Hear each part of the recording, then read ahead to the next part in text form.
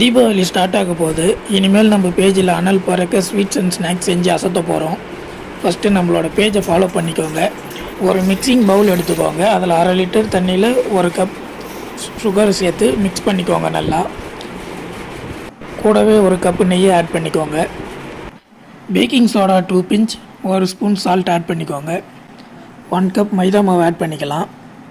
நம்ம சப்பாத்தி மாவு ரெடி பண்ணுவோம்ல, சேம் ப்ராசஸில் பண்ணி நம்ம ஒரு 10 to 15 மினிட்ஸ் இப்படி க்ளோஸ் பண்ணி வச்சுக்கலாம்.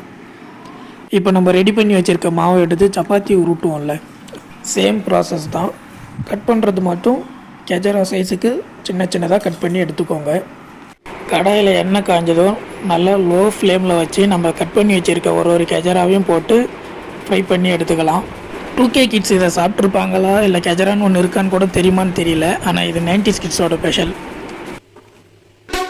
மறக்காம சர்ப்ரைஸ் பண்ணுங்க. தேங்க்யூ.